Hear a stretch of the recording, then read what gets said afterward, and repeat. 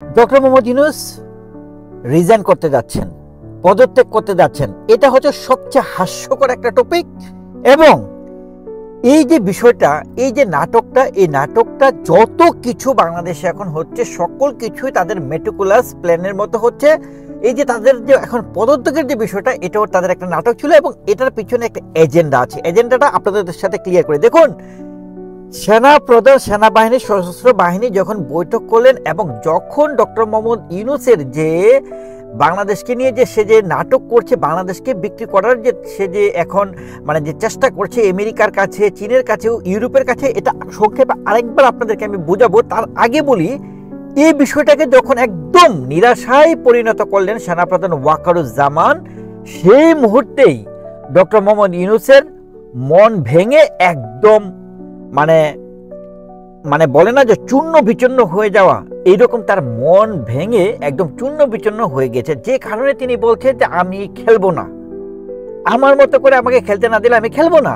মানে এখন আমি এয়ার বেস করতে দিব, করিডোর দিয়ে দিব, বন্দর বিক্রি করে দেব ইউরোপের কোম্পানিগুলোকে। একদিকে সে দেখেন যে ডক্টর মোহাম্মদ ইউনূসের মেটিকুলাস প্ল্যানটা দেখেন, একদিকে চিকেন নেকের বন্দোবস্ত করার চেষ্টা করেছিল চীনের সাথে, দ্বিতীয়ত এখন এয়ার বেস থেকে শুরু করে বাংলাদেশে করিডোর বিক্রি করার চেষ্টা করছে আমেরিকার কাছে, তৃতীয়ত এই যে বন্দরের বিষয়টাতে দেখা গেছে যে ইউরোপের কিছু কান্ট্রির কিছু কোম্পানির নাম বারবার আসছিল। এটার কারণটা কি জানেন? মানে তিনি যে মেটিকুলাস প্ল্যান, সেই প্ল্যানের মধ্যে চীনকে রেখেছেন, আমেরিকাকে রেখেছেন এবং ইউরোপকেও রেখেছেন।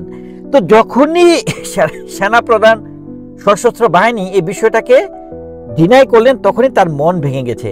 তার মন ভেঙে যাওয়ার পর সে এখন কি বলার চেষ্টা করছে যে আমি এখন আর থাকতে চাই না। মানে এটা হচ্ছে একটা নাটক, এটা একটা পুরোপুরি নাটক। মানে এটাতে মেন বিষয়টা হচ্ছে যে আমি থাকতে চাই না। কিভাবে থাকবো? যদি সকল রাজনৈতিক দল আমাকে 100% সাপোর্ট করে আমি থাকবো। তার মানে কি সকল রাজনৈতিক দলগুলোর সাথে এই যে জামাতি এজেন্টরা, শফিকুর বলছে না যে সকল রাজনৈতিক দলগুলোর সাথে একটা বৈঠক করতে চাচ্ছে, বললো না? বিষয়টা সেরকমই, যে সকল রাজনৈতিক দলগুলোকে নিয়ে তারা একটি বৈঠক করবে এবং ডক্টর ইউনূস চাচ্ছে তার সাপোর্ট বলয় যেন বাড়ে এবং যেন একটা সমাবেশ করা যায়। যে সমাবেশ থেকে তিনি বোঝাতে চাচ্ছেন যে ডক্টর মোহাম্মদ ইউনূসের যে পাওয়ার আছে, এখনো বাংলাদেশের মানুষ যে ব্রিটিশটাই মানে একদমই ধিক্কার দিচ্ছে তাকে, সেই জায়গা থেকে ইউটার্ন নেওয়ার জন্য, ইমোশনাল অ্যাটাক করার জন্য তিনি যে কাজটা করছে সেটা হচ্ছে যে এখন রাজনৈতিক দলগুলোকে একসাথে পাওয়ার জন্য তিনি একটি নতুন একটি ট্র্যাপ, সেটা হচ্ছে যে আমি পদত্যাগ করতে চাচ্ছি। সেটাই হচ্ছে মূল বিষয়।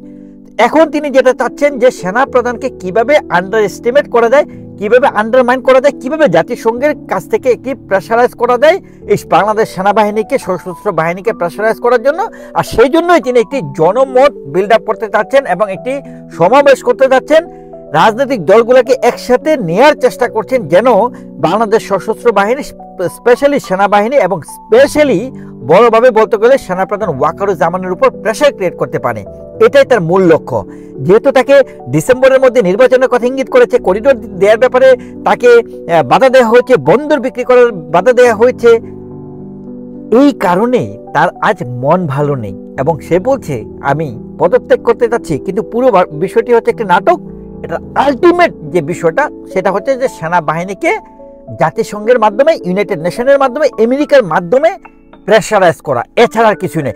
বাংলাদেশের 20 কোটি মানুষকে আজকে বাংলাদেশ সেনাবাহিনী, সশস্ত্র বাহিনীর পক্ষে হাতিয়ার হিসেবে কাজ করতে হবে। যেরকমটা 1971 সালে বঙ্গবন্ধুর ভাষণের সময় মানুষ উজ্জীবিত হয়েছিল, আমাদের সেনাপ্রধান ওয়াকারুজ্জামান একজন নিষ্ঠাবান, ব্যক্তিত্ববান, জ্ঞানী, বুদ্ধিমান এবং বিচক্ষণ একজন ব্যক্তি, যার সাথে আমরা কাঁধে কাঁধ মিলিয়ে, যার কথার সাথে আমরা কাঁধে কাঁধ মিলিয়ে আমরা তার পক্ষে দাঁড়াবো।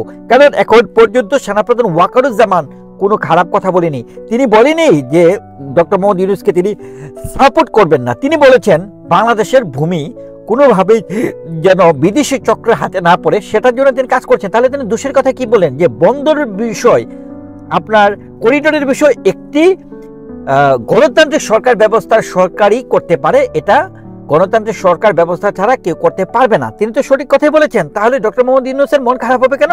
কারণ তিনি দেশকে যে বিক্রি করার এবং তার যে অবস্থান শক্তিশালী করার এবং জামাত ইসলাম এবং জঙ্গি দলগুলার ছাত্র শিবির হিজবুত তাহরিরদেরকে শক্তিশালী করার যে পায়চারা, সেটা থেকে নিজেদেরকে আসলে যেহেতু বিরত রাখার চেষ্টা করেছেন সেনাপ্রধান, সেজন্যই তিনি খেপেছেন এবং তিনি বলছেন যে তিনি থাকতে চাচ্ছেন না। এটা তার মেটিকুলাস প্ল্যান। বন্ধুরা, আপনারা আমার সাথে কতটুকু একমত কমেন্টস করে জানাবেন। Thank you so much.